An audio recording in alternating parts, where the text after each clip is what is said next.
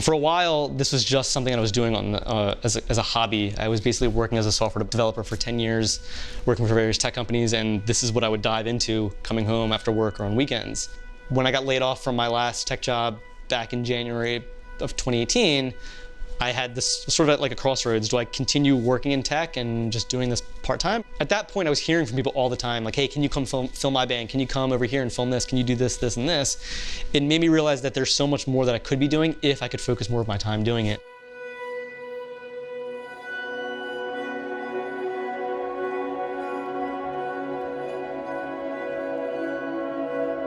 As I was in the middle of a tech interview, answering algorithm questions about whatever it was, and I was answering them, and everything was going smoothly, and at the end of the interview, the senior interviewer turns to the junior guy and says, hey, do you have any other questions for Sonny before we wrap this up?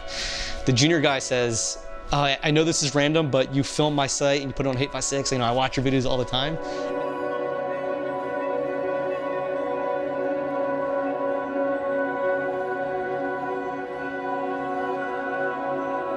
I really had no idea how I would explain to coworkers or a boss that oh yeah, my free time I film hardcore bands and people stage diving and punching each other. That's just what I do for fun. Can't really explain that, so I always just kept it separate, but that was the moment where I realized worlds were starting to converge.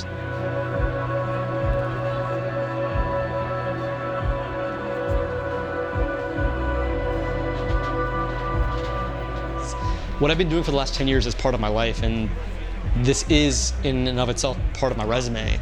Just creating this content, building this site with all these tools, and creating this social media empire, that it only makes sense to include it and not hide it. So that was the moment where I said, let me try just focusing on doing this.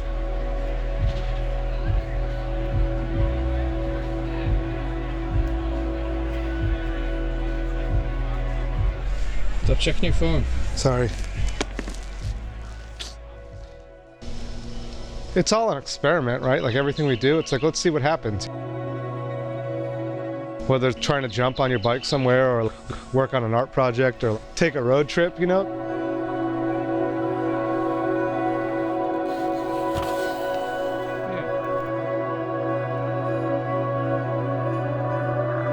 think road trips are a pretty good metaphor for things. You have this goal, you're oh, let's go to whatever so-and-so's ramp over and blah blah blah. You have a direction you want to go, but the time you spend getting there ends up being, we end up with that corny fucking cliche, but it's not destination. Yeah, that fucking bullshit thing, live, laugh, love. Fucking, it's so true, though. But it's like how many times you start out with one goal and it becomes completely fucking secondary to everything that ends up happening, because it's all situational. And, the inspiration comes from that activity. It doesn't come from sitting there and being oh, I got this great idea, let's do this thing. While you're in the midst of it, that's where that's where the magic is, I think. For me at least, I don't know.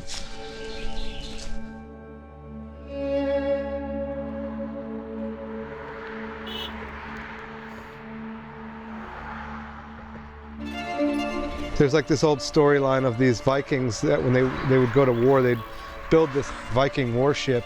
They're going to battle or they're going to conquer some other land and they're crossing some ocean or sea, and they got this elaborate Viking ship, and as soon as they get there, they get out of the boat and they fucking burn it, because it's death or victory. There's no turning back. And that's kind of how we've lived with FBM. I didn't have a trust fund or a rich uncle or a parent company to help enable us with FBM. It's all right, dudes, we're all in. We're gonna do this until we can't, and let's, we can't half-ass it. I'm real proud of that fact. I didn't fake it, and the dudes that are all involved with FBM, none of them did either. It's from the riders to the staff and the owners. It's not like a marketing ploy. It's actually living what we're selling. It's real.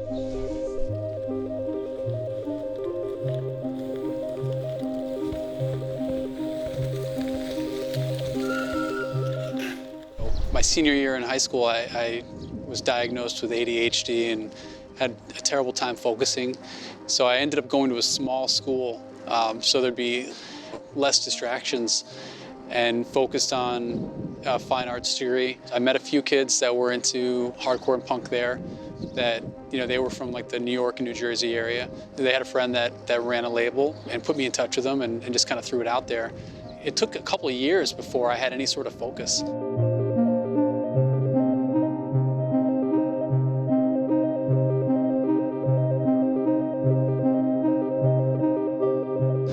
And I credit starting the label with allowing me to channel a lot of my energy into something.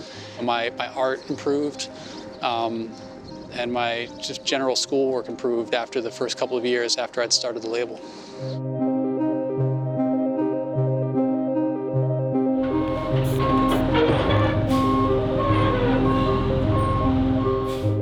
You don't open up the newspaper and look for record label jobs. Like, it's almost like, you know, becoming a tattoo artist where you kind of have to have an apprenticeship. You have to kind of find somebody that's willing to, you know, help you and guide you. And that's, you know, I feel like I was very, very lucky to have gotten that.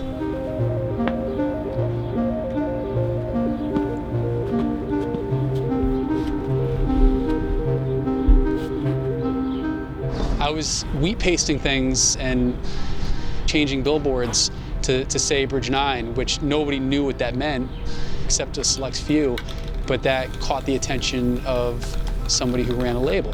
And he gave me an opportunity because he was really into street level marketing, you know?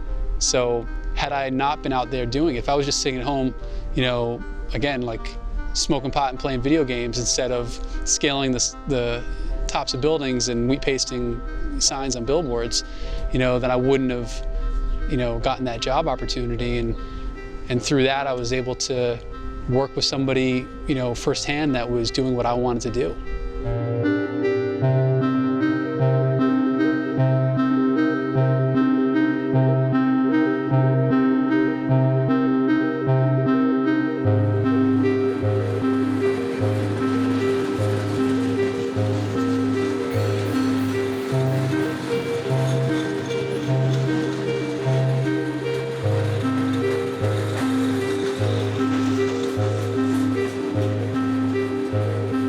I do not have a lot of money. I never believe I will have a lot of money. I've had more money in the past, and we've put it back into projects, some of which were real bad ideas, but it's what felt right at the time. I mean, if I had bought a house in Long Beach when I could have, we wouldn't be having this conversation, but instead we opened a record store here in Rochester because that's what we wanted to do when we were kids, and there was a need for it in the market. It didn't end up being a home run, but the more I think about that idea over the years, I don't think I would have changed it.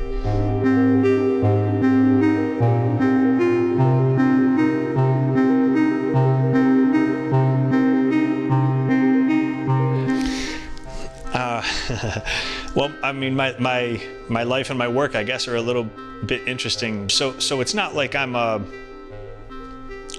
trainer and all I do is train people.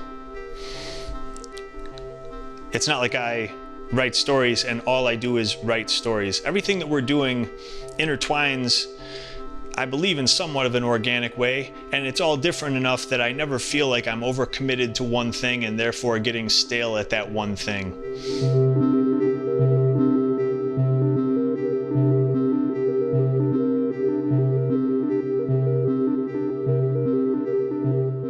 Usually it's a couple of irons in the fire. There's been times in the past where it's been a few too many, and we've definitely paid the price for that. But a couple of things going at the same time that intertwine both philosophically and aesthetically, that's really important to me, and it's always how we've operated best. Everything else kind of insulates everything else.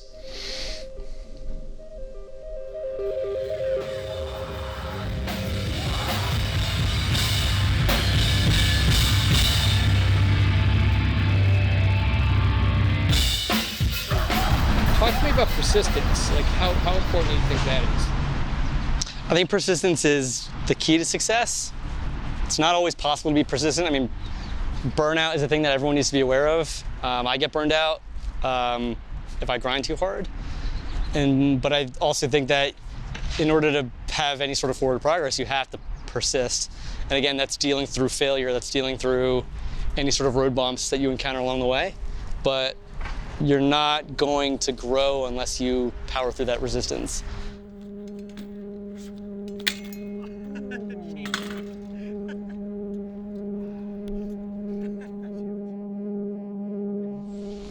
FBM's the ship and it's the fire, you know? It's like, we burn this fucking boat, we're in it.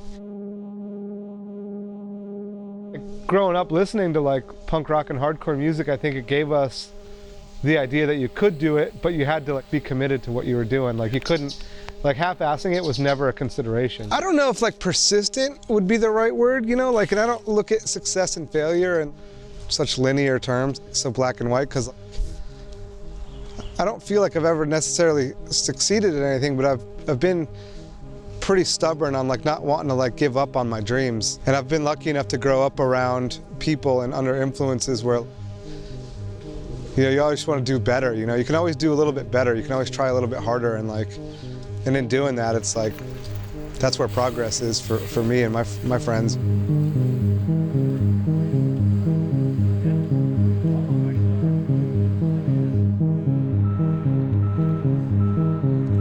Like, burning out and quitting are not viable options for anyone who's trying to work towards any sort of goal.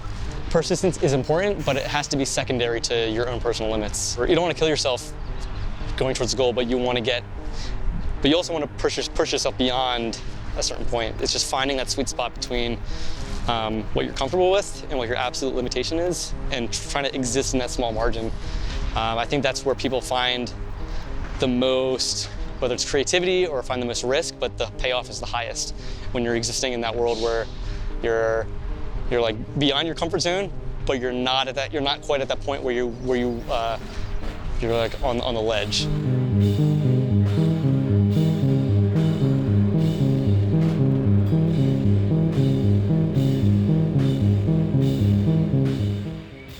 In 2017, the Patriots won the Super Bowl. The catchphrase in the wake of the Super Bowl win was "Roger that." That was kind of Tom Brady's answer to Roger Goodell, the commissioner. We made a Roger that shirt. All of our competitors made Roger that t-shirts. I went down to the parade early that day. I had a duffel bag full of t-shirts. The weather was crappy. I mean, I remember I wore sneakers and it was sleeting. My shoes were soaked. I had overslept the night before, so I didn't have a really strong crew of vendors. So I was down on myself because I felt like I was missing out on a really good opportunity.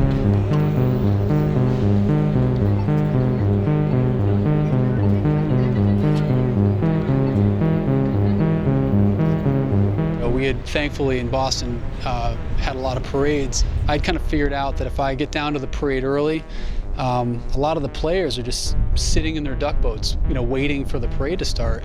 So you have this kind of a short window of opportunity where you can, get up to them and toss them some shirts. And so I wanted to do that with Tom. And I remember I was going up one of the side streets parallel to Boylston, and I miscalculated, and it went from just a few random people on one of the side streets to just gridlock. And there was a bottleneck, where everyone kind of just got stuck like this.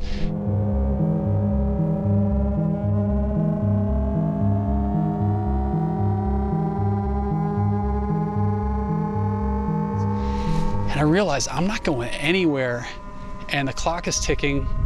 I need to hurry up. I could have just kind of been resigned to the fact that I had zigged when I should have zagged, and I was stuck. But instead, there was a bench right next to me. Right, the armrest of the bench was open, so I kind of reached over and stepped up on it, and without saying anything, just launched myself up in the air like it was at a hardcore show, and kind of just rolled across people's heads. And nobody saw this coming. People started yelling, screaming, like what's happening? And I'm just apologizing as I'm rolling over people's heads. I probably had to go across 5 or 6 people till I got to the edge of the sidewalk, and then I kind of fell into the press area where some of the cameras were set up to watch the parade go by. And I grabbed, I had my bag on my shoulder, and I'm apologizing, and I just ran up Boylston Street, and I was able to get to Tom Brady's duck boat before it entered onto the parade route. our t-shirt was hanging off the back of Tom Brady's duck boat, and literally the entire world saw it. I mean, that's what went from having a shirt that kind of would have been okay, but would have been no different than any of our competitors, to the shirt that everyone had to have. And it was just in that one moment of just saying, you know, screw this, I gotta do something. It made all the difference.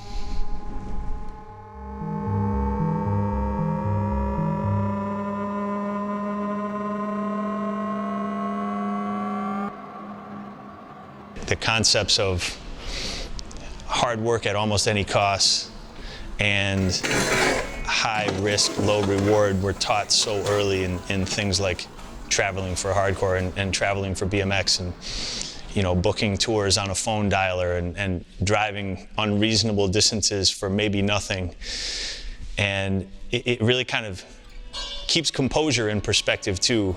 What's really going to throw us off now? You know, I drive on a lot of these longer trips, and every time people talk about it like it's this insurmountable thing, and I'm like, man, there is no way I'm going to run out of money for gas halfway across the country, so we are all set.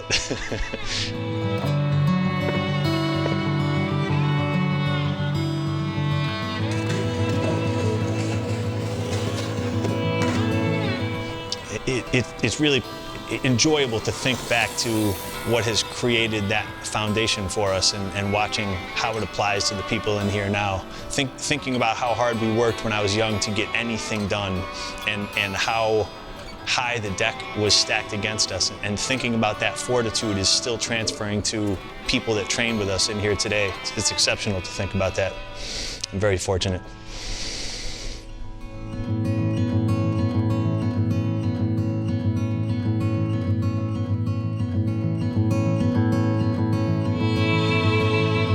How far are you willing to go to chase your dreams? Are you going to be like, I can't because I have this job, or I can't because I've got these bills to pay? Nobody's locked into a situation.